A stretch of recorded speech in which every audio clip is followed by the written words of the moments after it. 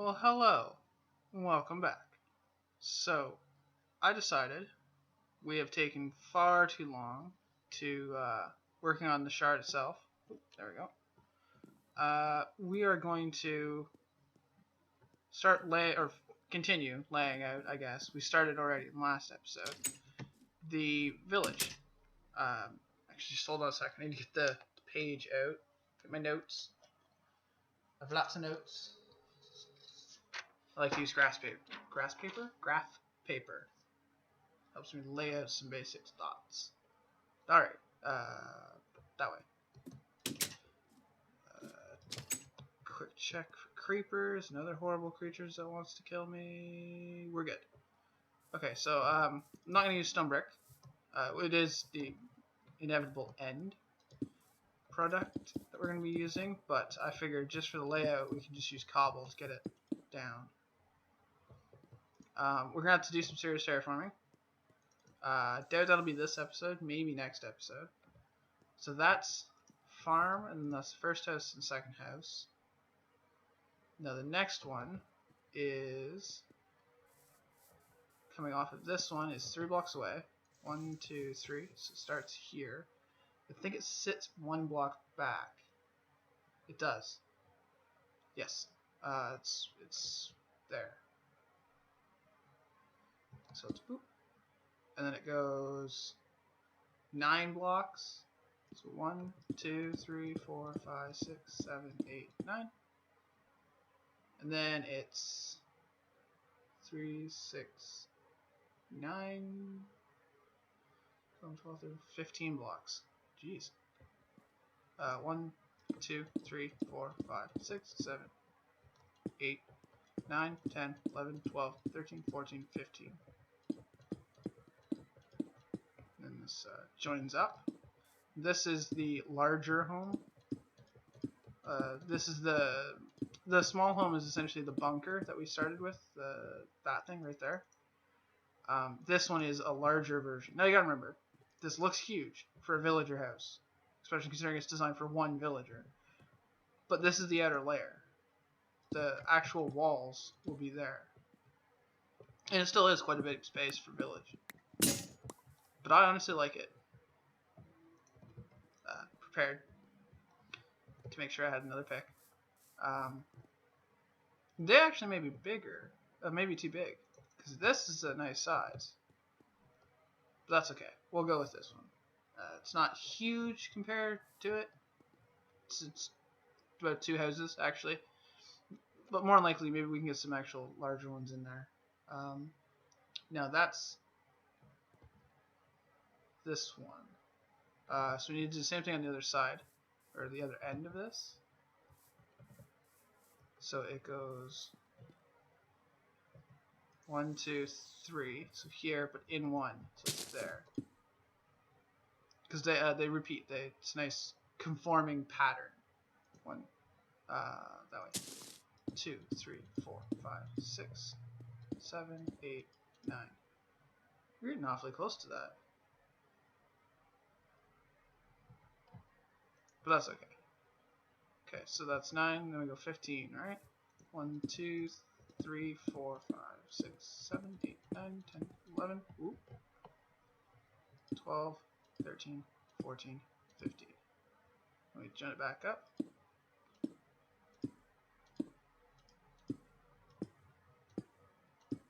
And then join to there. So these are the larger homes, and I'm gonna hope that I can get like a couple of additional doors around these ones so that maybe they can gravitate towards them a bit. Now, beyond this, we have 3 blocks, I think, on the other side of that. Yeah, like this. Yeah. Yep. So 1, 2, 3, and then this is the next one.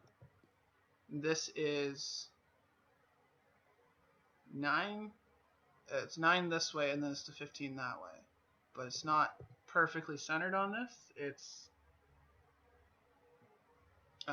3 blocks here. So it's 1, 2, 3. Then it's 1, 2, 3. 1, 2, 3. So there we go. And then it goes 15. So 1, whoops, 2, 3, 4, 5, 6, 7, 8, 9, 10, 11, 12, 13, 14, and 15. Yay! What a boring way to pass time. Don't worry, we're not going to lay the whole village out together. More than likely. I'll lay out 1/4, which is this. Like, this will get filled in that way. Maybe I won't even do the 1/4, because this back row is just this repeating. Anyways, so, because this is the slightly off-centered, there's one more house beside this. That's 3 blocks in between it, so it sits here. And then it repeats that way. So there's, I think, 6, 7 total along the lines, along the back wall. So there's 7 here, and there's 7 on that side, 7 on that side, 7 on this side, with these ones in between. So it actually creates quite... Now that I think of it, it's a very large village. I may end up having to condense it just because of the game mechanics. Because they only allow so far from the center point. And the center point is not going to be the monolith, because there's no door there. The center point will probably be one of these houses. One of these littler houses. Or maybe one of the main 4. Not sure, but we'll see. Now, in addition to this, we also go out... interesting. We've kind of hit the edge here. But alright, we're supposed to go at 6. 1, 2, 3, 4, 5, 6. Is that right? 1, 2, 3, 4, 5, 6. Yes. And then we're supposed to go 1, 2, and 3. And this is the outer wall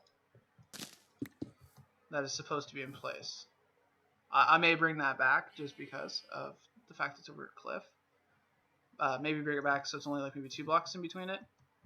Just less of a walk, less distance. Sun setting. So let's get the rest of these ones laid out. I also may bring these ones closer, because these ones are 3, and that's fine. In between each center circle loop. So you have the farm loop, and then you have like the little kid loop, or little housing loop. Then you have the big houses, and then you have more big houses. So they're like extra layers almost. Oh, let's not cause horrible creatures to spawn. So I may shrink the difference or distance between each of the houses, which may or may not which is definitely going to throw off the calculations. But I can always compensate on the fly. It just means that the green spaces are going to be larger. Sleep. I apologize if this episode's a little boring, but it is something that does need to be done. And I'd like to show you at least 1/4 of it on camera so you know how tedious it is. So you know what I've went through to place this. Okay, so let's continue with this back row. You guys, there we go. So 1, 2, 3, boop. Click, thank you. 1, 2, 3, 4, 5, 6, 7, 8, 9, 10, 11, 12, 13, 14, 15. I may have to bring depending on how many of these houses overhang, I may either do like a reinforced or stilt effect on each of the houses, or I may terraform the ground into a cliff, like a sheer cliff.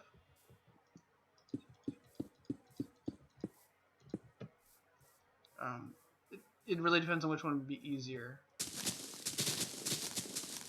Ooh, game sounds seem a little low.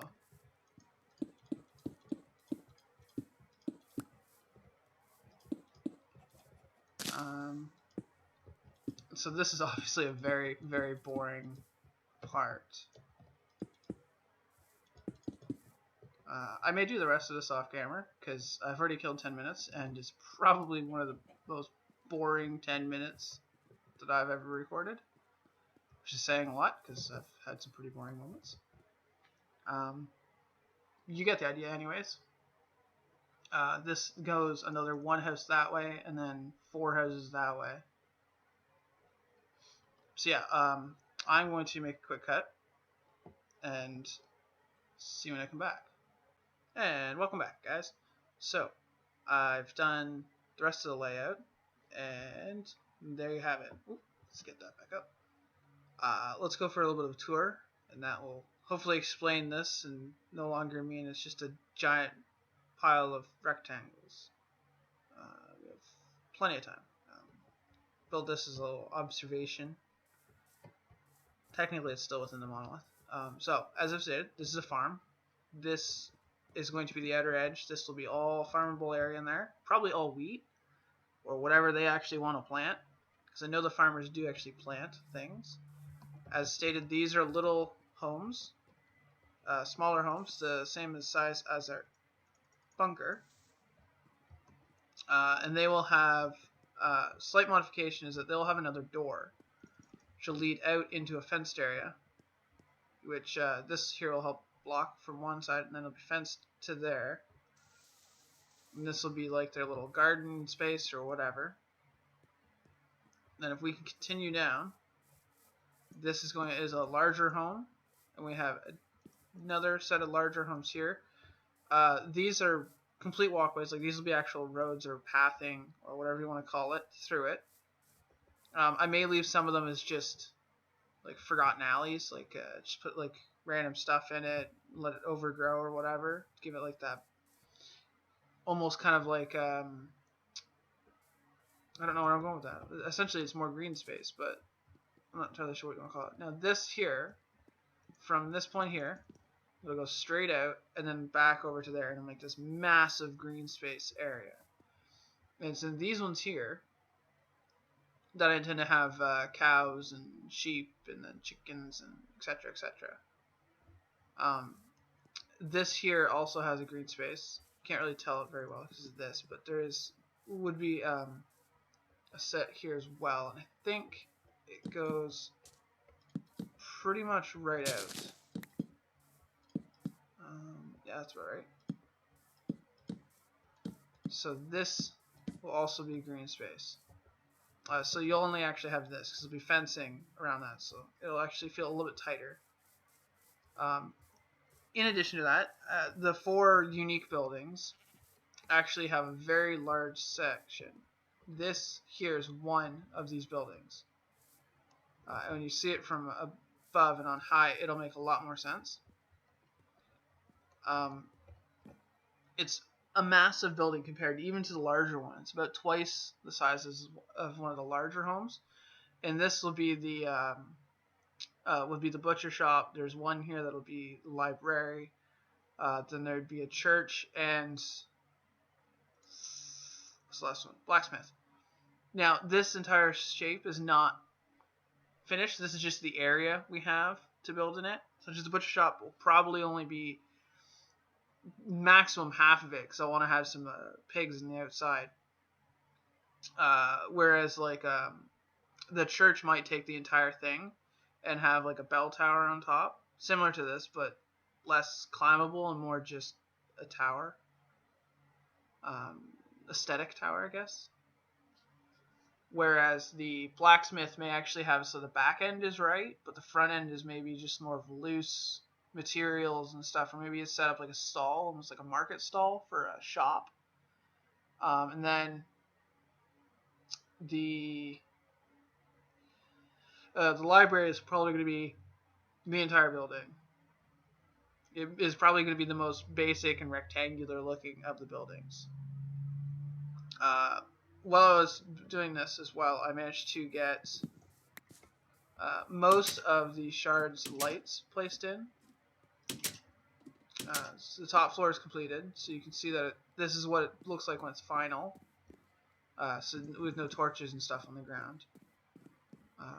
I think it looks really nice. It doesn't feel, to me anyways, super low, because you do have the 3 blocks high here, and 2 here, so you're not bumping your head like if it was, because if it was 2 blocks, it's You can see it on the top of your screen most of the time. It's really head blocky and kind of weird. I've also managed to get the safety system in. Serves multiple purposes. One, that specifically, if you happen to fall, you don't take damage. In addition to that, it looks nice. Gives the concept that there's some sort of moisture in the air. I do have to bring the cracked and mossy up the sides, so it looks like it's being affected by the water. But the main purpose for it is actually so I can fish inside my base, in the safety of my base. Imagine that. I don't have to worry about horrible creatures coming and exploding and hurting me or attacking me. I don't have to worry about getting something to protect me. Commonly, you would normally have a dog, I guess. I like having a dog and a cat next to me. It is a little awkward to get it in the right angle, but it does work. Also, we're probably low enough that we might also get squid. It may be too bright. I don't know if the darkness in the actual, what do you call it, in the water itself has anything to do with it, because they do spawn near the surface of oceans during the day. So I think it's just a depth. It has to be so deep for it to work. I'm not getting even any nibbles. I guess there's no fish in my pond. What a terrible, terrible thing. Oh well, that's a very boring episode if I do fishing. So, with the layout being done, we are capable now to start actual construction. As soon as I get some more cobble. I used all of it, except for 18 blocks apparently, in just laying it out. So I figure our next project is going to be a simple one because it doesn't actually require much fancification, I guess. And it's really quite easy. I want to get the deep mine ready, which is really quite a simple thing.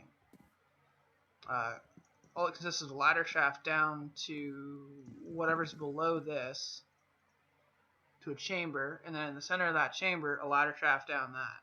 Because I like to have my everything nice and lined up. So the center of the monolith, down through to the center of the shard, down into the center of the core mine. I guess deep mine, because I would be using a core mine. So we can begin doing that. Where's my twigs? Okay, I don't have any actual ladders, so we'll make some. There we go. And like so. Well, actually, I guess we won't do it on camera, because I believe we're pretty much at limit for what I want. So I'm going to end it here, and I guess I'll see you next time.